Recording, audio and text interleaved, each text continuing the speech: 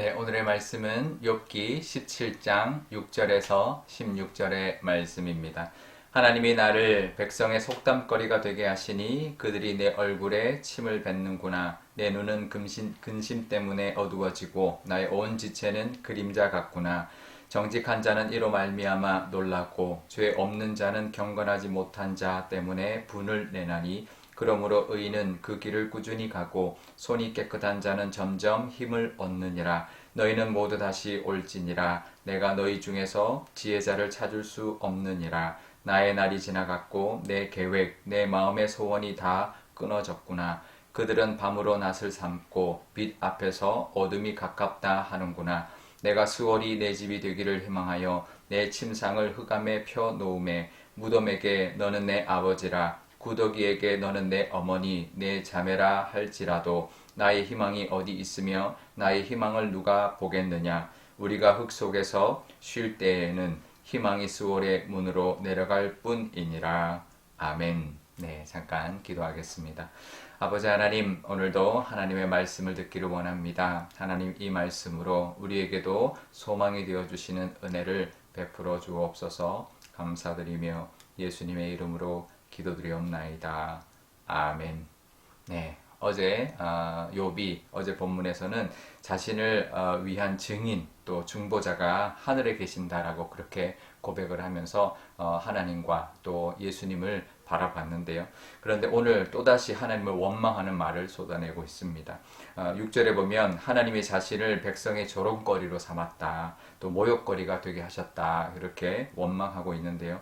그러니까 백성들이 수군거리고 모욕하는 말들을 자기에게 내뱉고 있다라는 거죠. 그것이 다 하나님 때문이다라고 원망하고 있는 것입니다. 그렇습니다. 우리가 연약해서 우리가 지난 주일에 나눈 것처럼 연약한 존재이기 때문에 사람들의 말을 계속 듣다 보면 영향을 받게 돼 있습니다. 나는 아니라고 해도 남들이 계속 그렇게 비난하는 것을 듣다 보면 힘들어질 수밖에 없는 것이죠. 그래서 이제 점점 우울해지고 대인기피증도 생기게 되고 그렇게 되는데요.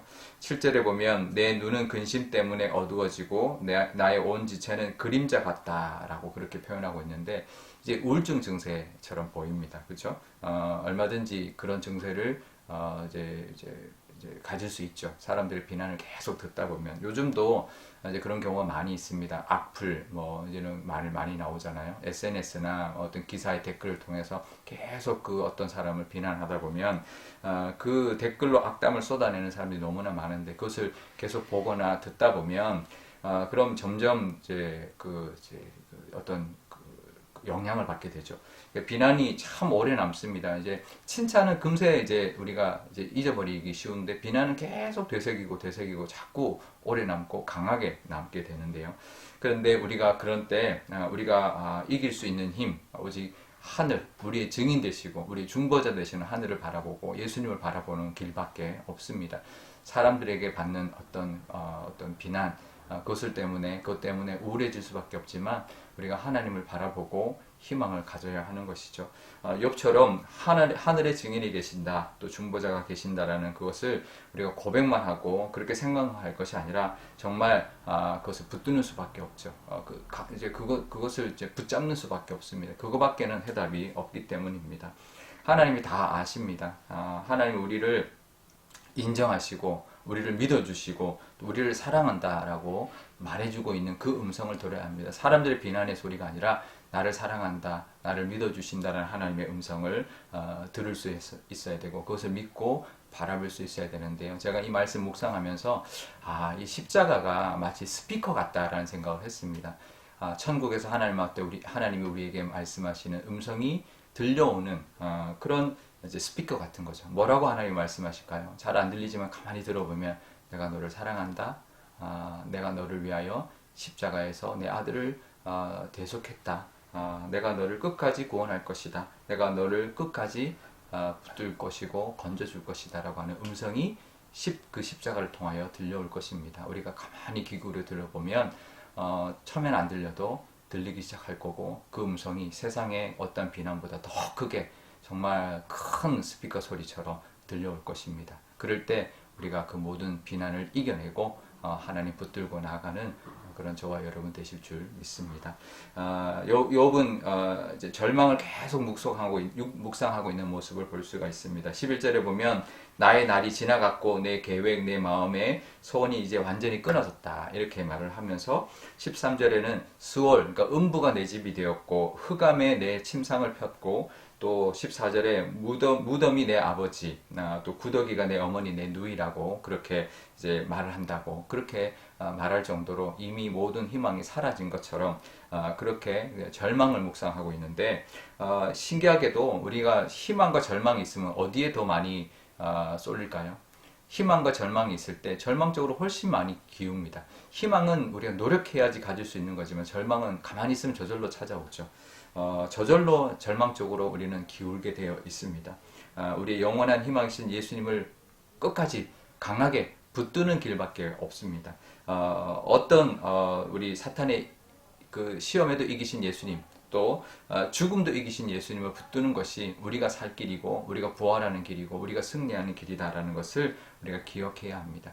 희망의 아이콘이시고 부활의 첫 열매이신 예수님을 바라보고 붙드는 길밖에 없다라는 것을 우리가 늘 기억하고 하나님 앞에 나가는 또 예수님의 그 십자가와 부활을 붙드시는 저와 여러분 되시기를 바랍니다. 그런데 욥이 절망하면서 15절에 이렇게 말을 합니다. 나의 희망이 어디 있느냐? 나의 희망을 누가 보겠느냐? 이렇게 말을 하는데요. 이게 절망의 이제 말이죠. 하지만 이 말의 그 한탄하는 그 말의 속에는 보면 반대로 간절한 희망이 들어있다는 것을 알 수 있습니다. 내 희망이 어디 있느냐? 희망을 찾고 있는 거죠. 내 희망을 보는 자가 누가 보겠느냐? 보는 자가 누구냐?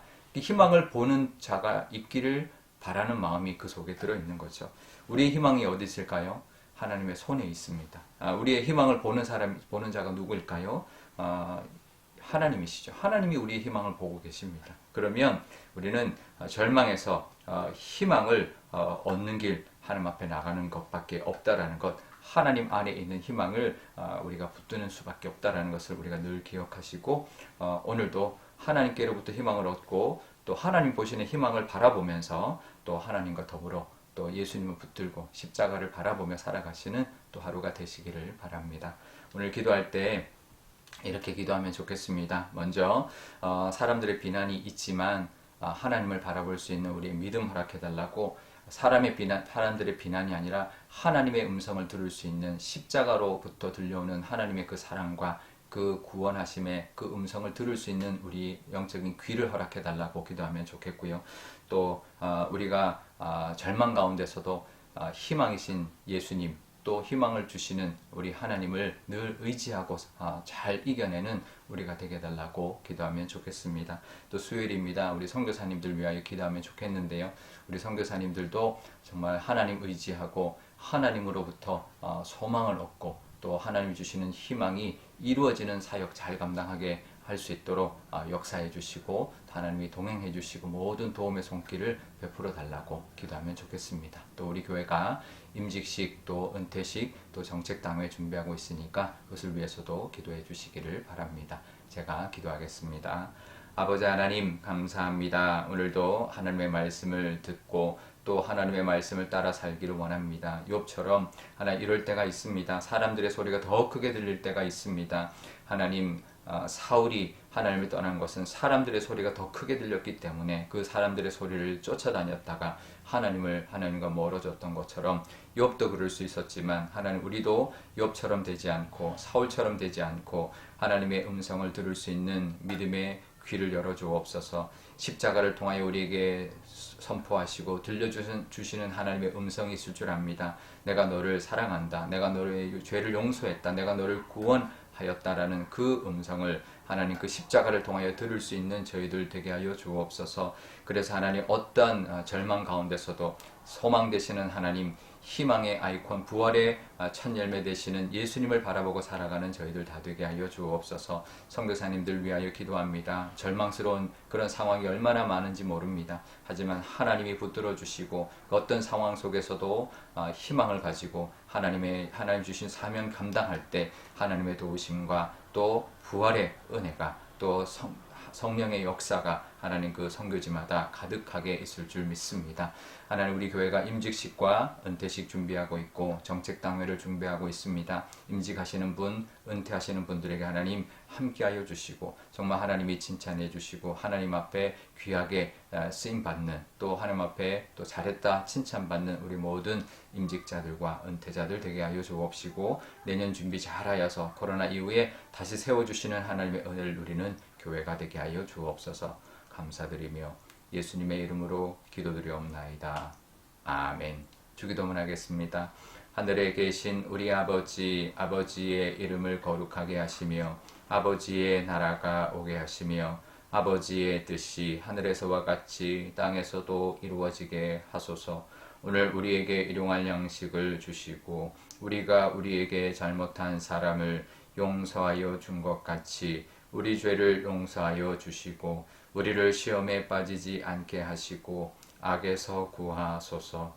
나라와 권능과 영광이 영원히 아버지의 것입니다.